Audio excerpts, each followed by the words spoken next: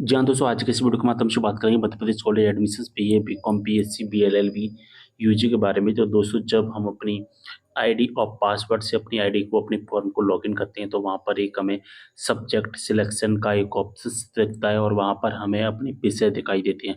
तो इस ऑप्शंस का आखिरकार मतलब क्या है और इसमें हमें क्या करना होता है, मैं आपको सारी इन्फॉर्मेशन आज के इस वीडियो के माध्यम से बताने वाला हूँ। तो वीडियो को जितना हो सके उतना शेयर कर देना क्योंकि बहुत ज़्यादा जानकारी मिलेगी इस वीडियो के माध्यम से।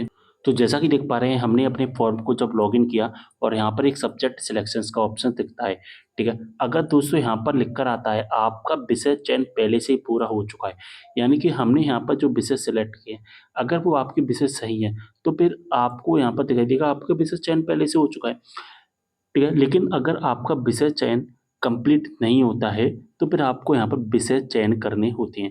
जैसे कि हमने यूजी में बीए में एडमिशन लिया, इंग्लिश लिटरेचर से, तो हमारा मेजर तो इंग्लिश लिटरेचर हो गया। अब माइनर में हमें कुछ विषय सिलेक्ट करने होंगे अपने अकॉर्डिंग, एमडीसी में कुछ विषय सिलेक्ट करने होते हैं, वोकेशनल में सिलेक्ट करने होते हैं, तो पीडब्ल्यू में सिलेक्ट करने होते हैं। तो सब्जेक्ट सिलेक्शंस का मतलब होता है कि हमें यहाँ पर अपने विषय सिलेक्ट करने हैं। अगर दोस्तों यहाँ पर कोई भी विषय ऐसा दिखाई देता है जहाँ पर चेक मार्क नहीं है इस तरह का और चेक मार्क होने के बाद में इस तरह से ग्रे कलर का नहीं है, तो इसका मतलब है आपका एक विषय है, उसका चयन कंप्लीट नहीं हुआ है और आपको उस विषय का सबसे पहले चयन करना होगा। तो यहाँ पर इस तरह का आ रहा है, तो इसका मतलब है कि आपका विषय चयन हो चुका है, आपको और कोई भी काम करने की आवश्यकता नहीं है।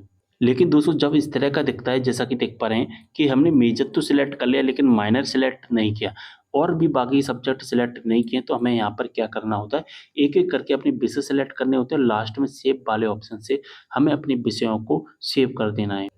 और कोई भी काम करने की आवश्यकता नहीं है। तो सब्जेक्ट सिलेक्शन का मतलब है कि हमें अपने जो विषय हैं, उन विषयों को यानी कि सब्जेक्ट को सिलेक्ट करना है, ठीक है? बीए के अकॉर्डिंग, बीकॉम के अकॉर्डिंग, बीएससी के अकॉर्डिंग और जो हमने विषय सिलेक्ट किया, उसके अकॉर्डिंग। अगर यहाँ पर कोई भी विषय अनलॉक दिखाई दे रहा है, लॉक नहीं है, तो उसे हमें फिर से सिलेक्ट करना होगा और अगर लॉक है इस तरह से, तो हमें सब्जेक्ट सिलेक्शन वाले ऑप्शन से हमें कुछ भी छेड़खानी नहीं करनी है, जैसा दिख रहा है वैसा ही रहने देना है। सारी चीज़ आपको समझ में आ गई होंगी अच्छे से, कोई भी डाउट हो कमेंट करना। मिलते हैं अगले वीडियो में एक और जानकारी के साथ, तब तक के लिए